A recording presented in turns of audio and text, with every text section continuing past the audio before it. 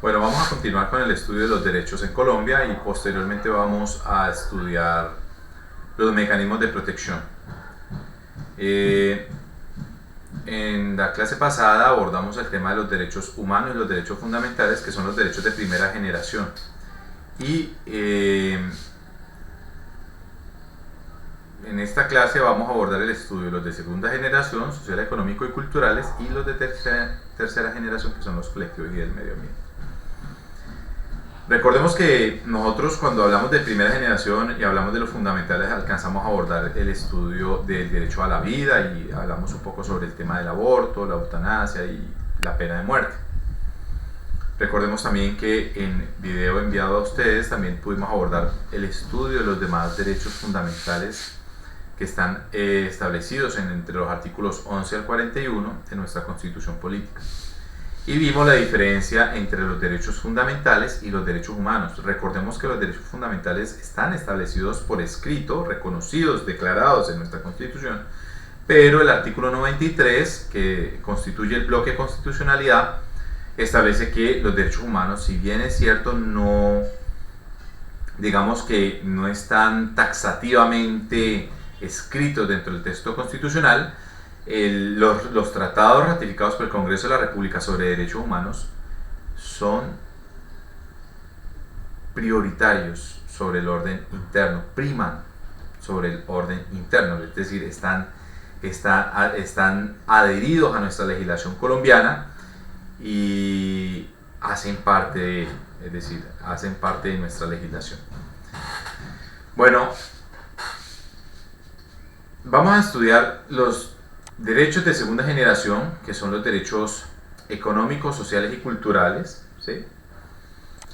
¿Qué son los derechos económicos, sociales y culturales? Pues vemos acá que los derechos económicos, sociales y culturales son aquellos que aseguran a toda persona condiciones de satisfacción de sus necesidades básicas que le permiten a la vez ejercer ciertas libertades. Los derechos económicos, por ejemplo, hablan sobre el derecho a la alimentación, el derecho a la vivienda, al trabajo, al ingreso. Los derechos sociales, por su parte, hablan de la seguridad social, a la salud física, a la salud mental. Y los derechos culturales hablan sobre la educación y los derechos de los grupos minoritarios. Estos derechos económicos, sociales y culturales pueden ser derechos de carácter individual o pueden también ser ejercidos por grupos de personas. Son reconocidos en instrumentos internacionales como también en el Sistema Interamericano de Derechos Humanos. Muy bien, ¿cuál sería la diferencia entre esos derechos fundamentales y esos derechos de segunda generación? ¿Cuál es la diferencia entre derechos de primera generación y derechos de segunda generación? La diferencia es que los derechos de primera generación son de carácter preferente, son urgentes, son prioritarios. Esto significa que un juez, cuando está resolviendo demandas de cualquier tipo, si llega una acción de tutela, por ejemplo, que es el mecanismo idóneo para proteger derechos fundamentales, el juez debe dejar de hacer lo que está haciendo, poner a un lado los expedientes que está atendiendo y atender rápidamente la acción de tutela y resolverla rápidamente, porque los derechos de primera generación son urgentísimos, son de la esencia de la humanidad, son esenciales para garantizar una vida digna, temas esenciales para la vida. Entonces, los de primera generación son urgentes, son preferentes. Los de segunda generación, pues lógicamente el Estado también tiene, miremos acá, también tiene obligación de protegerlos, pero lo debe ir haciendo en la medida de sus posibilidades, en la medida en que el Estado tenga esas herramientas para hacer esa diligente protección. Entonces, ahí ya vemos la diferencia entre derechos económicos, sociales y culturales y derechos fundamentales. Entonces, el Estado debe crear mecanismos para la protección de ambos, tanto de la vida, de los fundamentales, por ejemplo, como de los económicos, sociales y culturales. Por ejemplo, si está en riesgo la vida, la salud, la libertad de expresión, el derecho a la libertad de locomoción, el libre desarrollo de la persona, todo lo que son derechos fundamentales, si alguno de ellos está en riesgo, el Estado crea un mecanismo de protección que se llama acción de tutela, por ejemplo, en Colombia, o habeas corpus, si se trata de libertad de locomoción.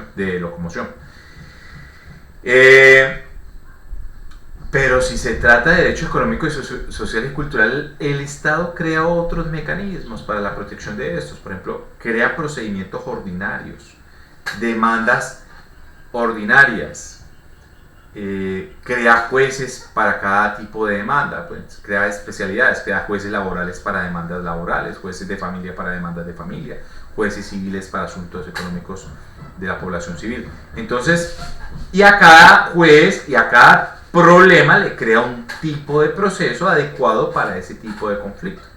Entonces, si una persona va a cobrar una deuda, un pagaré, porque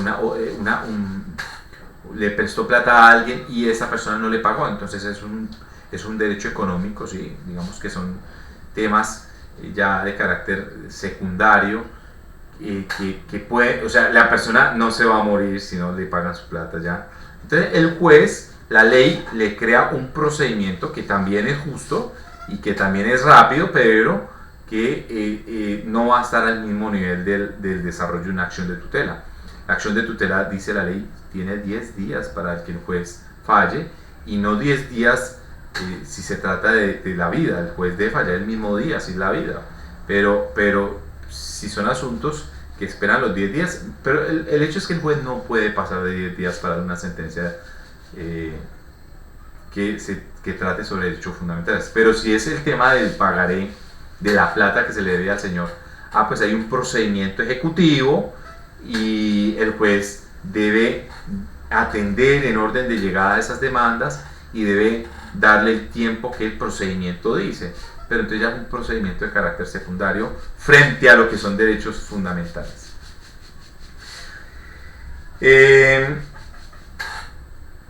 Bueno, entonces dice así, en el sistema internacional de derechos humanos, el Pacto Internacional de Derechos Económicos, Sociales y Culturales reconoce, entre otros, los siguientes derechos a todos los seres humanos: igualdad entre el hombre y la mujer, derecho al trabajo, derecho a la seguridad social, derecho a un adecuado nivel de vida, derecho a la salud física y mental, derecho a la educación, derecho a la vida cultural y a beneficiarse del progreso científico.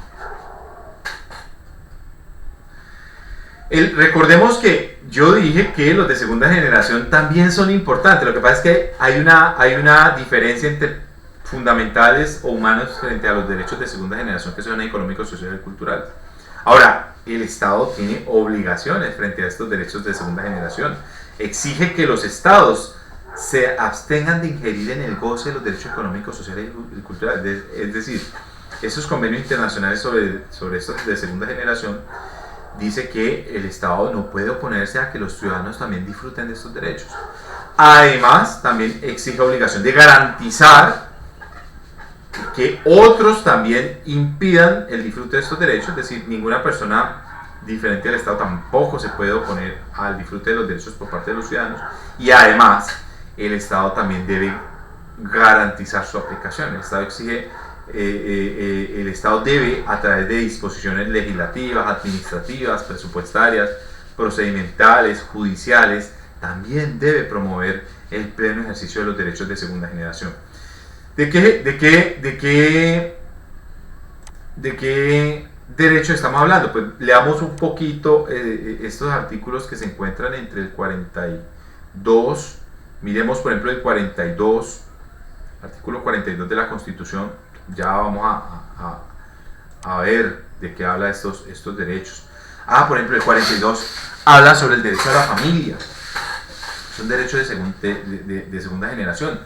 La familia es el núcleo fundamental de la sociedad. Se construye por vínculos naturales o jurídicos, por la decisión libre de un hombre y una mujer de contraer matrimonio, o por la voluntad responsable conforme. Bueno, este artículo que habla que la familia es de un hombre y una mujer, pues ya ha sido interpretado por sentencias de la Corte Constitucional, donde la familia ya no es familia de un hombre y una mujer. Hay familia donde una mujer, cabeza de hogar, tiene sus hijos, ahí hay una familia. Hay familia donde un hombre con otro hombre deciden conformar una unión, una relación íntima entre ellos, familiar. Ahí hay familia. Hay familia donde una mujer con otra mujer del mismo sexo lo pueden hacer. Hay familia incluso, como lo establece una sentencia del Tribunal de Medellín, hay familia entre grupos poliamorosos, relaciones poliamorosas. También hay familias que se componen núcleo familiar de 2, 3 o 4 personas que conforman un núcleo familiar íntimo. Entonces, el concepto familia es abstracto, es heterogéneo. Ya tenemos sentencias de la Corte Constitucional, de jueces en sentido constitucional, que incluye a las mascotas dentro del núcleo familiar. Esto ya ha sido discutido y se entiende que las mascotas también pueden hacer parte de ese grupo familiar. Hay sentencias que han ordenado en Colombia medicamentos para las mascotas, entendiendo que la mascota hace parte de ese núcleo fundamental de la familia.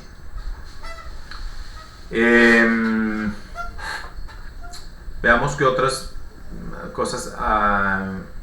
Por ejemplo, dice la norma, en Colombia la pareja tiene derecho a decidir libre y responsablemente el número de hijos. Bueno, yo siempre he dicho que yo nunca he pregonado limitar el número de hijos, jamás. Lo que he dicho siempre y he sostenido es que el Estado debe educar, debe hacer educación continua y profunda a toda la población de diferentes maneras, ya sea haciendo talleres, enviando trabajadores sociales del Estado a las familias, a las casas, y obligando en las universidades a dar talleres grandes sobre cómo tener hijos, sobre cómo criar hijos, sobre la planificación familiar. Quien quiera tener un hijo debe cumplir con se me ocurre a mí, un número de horas de crianza, ¿sí? No se trata de limitar el número de hijos. Yo digo que una persona con una muy buena educación sexual, familiar, que no venga solamente su familia, porque hoy en día sabemos que la familia no cumplen bien este papel. El Estado es el que debe intervenir en este papel de la educación también. Y yo lo que siempre he dicho es que quien quiera tener hijos debe cumplir con unos requisitos, por lo menos incluso de hacer unos talleres o unas horas de educación sobre el tema. Yo sostengo que no se trata de limitar tener hijos. Sostengo que una persona que haya sido bien educada en todos los sentidos va a pensar 2 veces traer a un hijo al mundo, y cuando lo traiga va a ser una persona que va a tener todas las competencias para darle una correcta educación. Esto acabaría con muchos problemas de la sociedad, con el tema de los abortos clandestinos. O sea, ya he dicho yo en mis otras clases, el aborto debería ser libre, de libre elección de la mujer, porque el Estado, ni las personas, los hombres, ni el Estado, nadie debe poderle decir a una mujer qué hacer con su cuerpo. Si una mujer quiere abortar, pues es que es su cuerpo, ¿sí? Esto, cuando se trate del cuerpo de un ser humano, las decisiones deberían ser absolutamente restrictivas a sí mismo, es decir, a su propio criterio. Tratándose el tema de la muerte en situaciones de desahucio, cuando la persona ya tiene una enfermedad incurable, por ejemplo, debería poder decidir cómo pasar sus últimos días, cómo morir. Esa libertad debería ser absoluta, porque es el cuerpo de cada persona, es una decisión libre de cada persona tomar una decisión que hacer con su cuerpo. Lo mismo ocurre con el tema de la mujer. Si el Estado educara como debe ser a su pueblo, hiciera programas televisivos, hiciera talleres, trabajo psicopedagógico como debe ser, pues lógicamente el número de embarazos no deseados disminuiría considerablemente, radicalmente disminuiría, el número de abortos clandestinos disminuiría. Entonces digamos que no se trata, con ocasión de la lectura de este artículo, no se trata de que la pareja se le limite el número de hijos, pero sí quien tenga hijos pues va a tener unos hijos ya de manera responsable. Todavía hay ciertas poblaciones marginadas que uno ve que es personas viviendo con 3, 4, 5 niños que pueden ser sus hijos o pueden ser alquilados, pero de todas maneras esto es un acto atroz que viola los derechos fundamentales de los niños.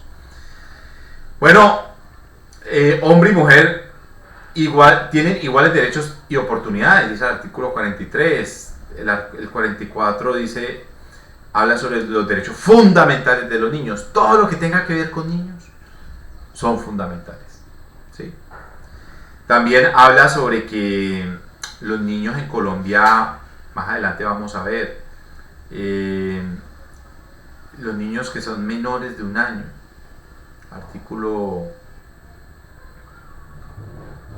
50, todo niño menor de 1 año que no esté cubierto por algún tipo de protección o de seguridad social tendrá derecho a recibir atención. Yo no estoy de acuerdo con que sea menor de 1 año. Todo niño menor de 5 años. Es más, menor de 10 años. Yo pensaría que los niños, son criaturas frágiles, vulnerables, encantadores, maravillosos. Los niños no son ángeles, ellos no son conscientes de muchas cosas. Un niño de 1 año no representa lo que un niño de cualquier edad representa. Es decir, el Estado debe darle un mayor alcance a todos los niños, no solamente a los de 1 año. Pienso yo que esta norma debería ser cambiada, esta sí debe de ser modificada a todo niño menor de 10 años. Bueno, ¿qué más trae estos artículos de segunda generación? Pues miremos acá. Habla sobre los derechos de los adultos mayores, de los adolescentes, artículo 45, adolescentes, artículo 46, asistencia de las personas de la tercera edad, artículo 47, el Estado adelantará una política de previsión, rehabilitación e integración social para disminuidos físicos, para los discapacitados. Artículo 48, la seguridad social es un servicio público de carácter obligatorio. El tema de la salud, ¿quién puede prestar la salud? El Estado debe garantizar la seguridad social. Dice que la seguridad social en Colombia es pública, ¿sí? Miremos acá más adelante los artículos que desarrollan la seguridad social. La atención de la salud y el saneamiento ambiental son públicos, a cargo del Estado.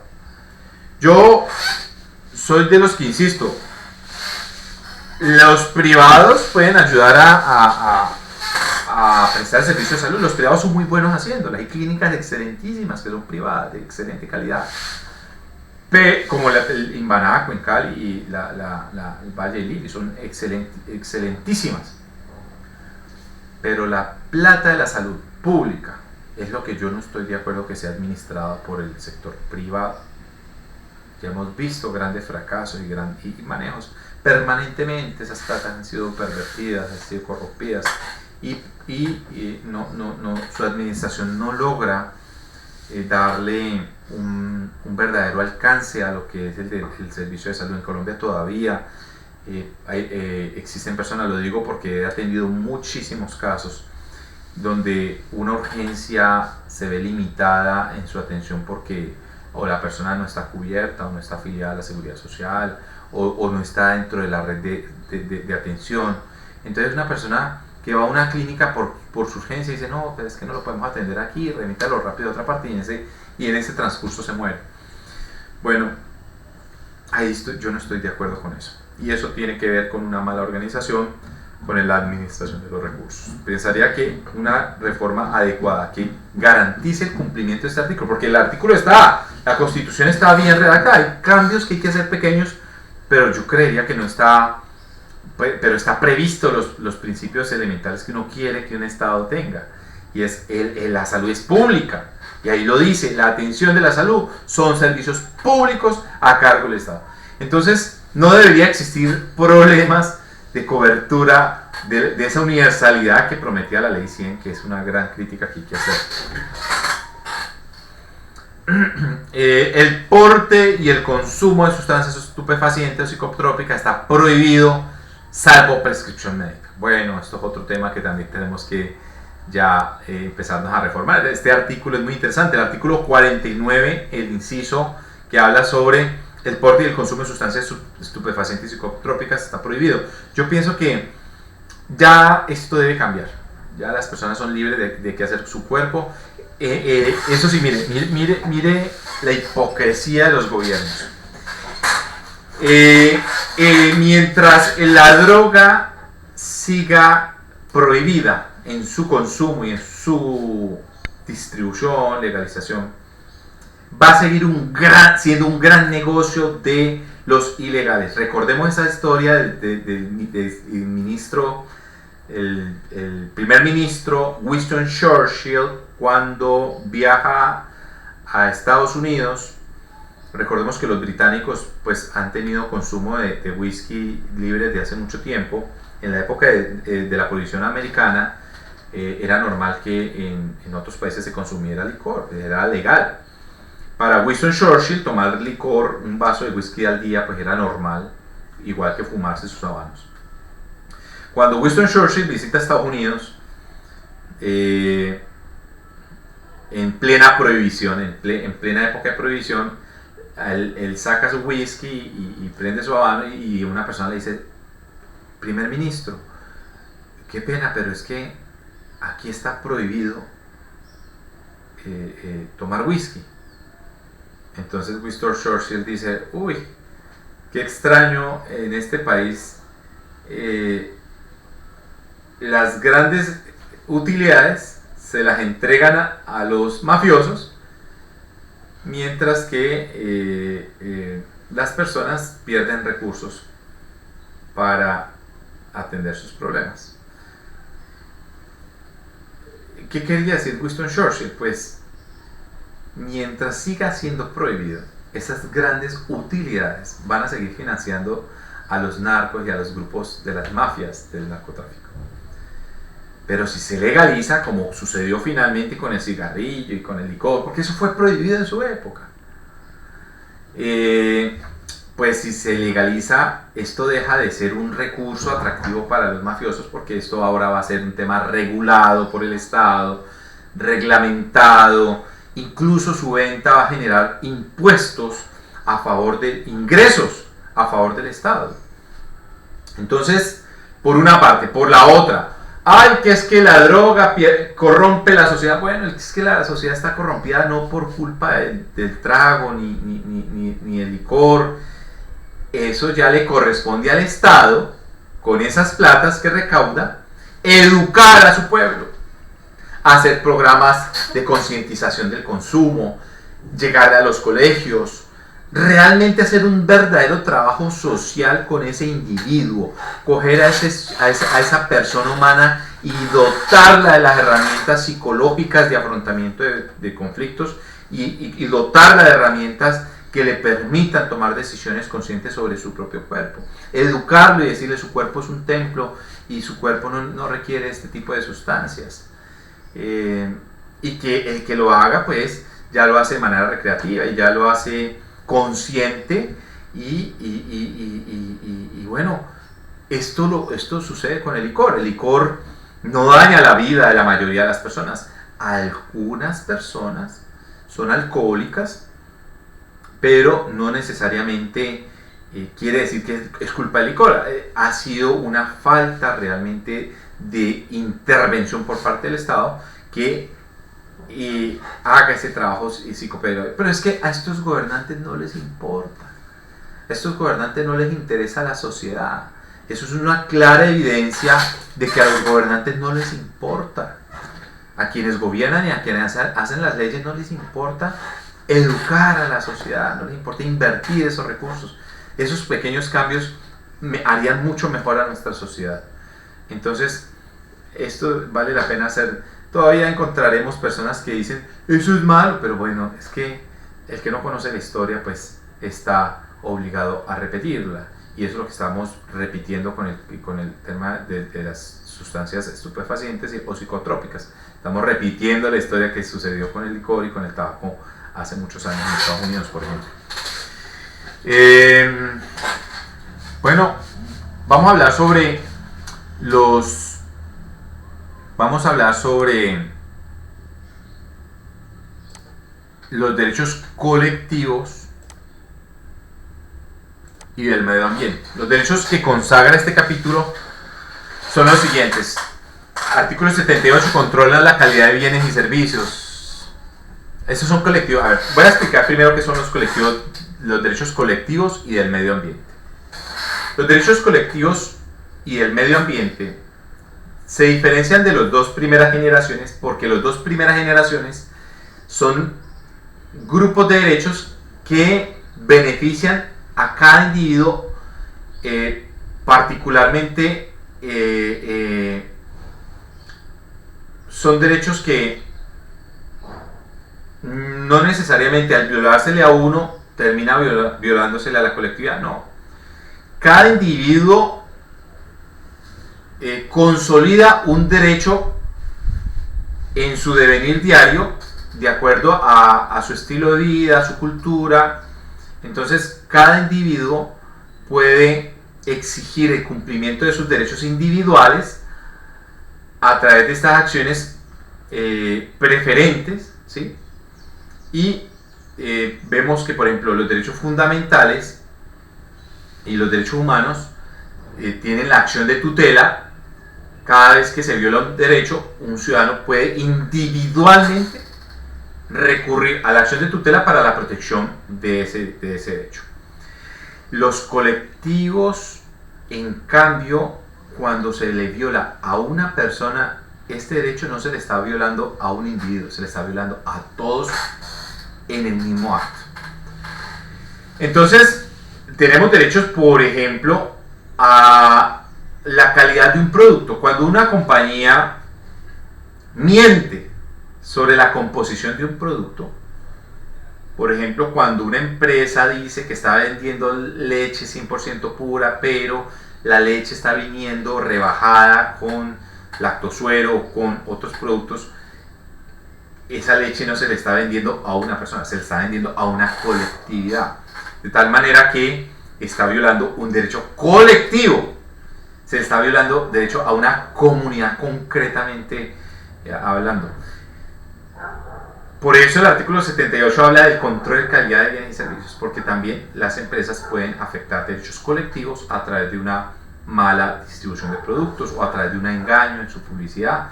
Estos derechos también son regulados por normas, ¿no? Recordemos que existe un estatuto del consumidor, existe una ley que reglamenta lo que son actos de competencia leal también que van encaminados a la protección de consumidores.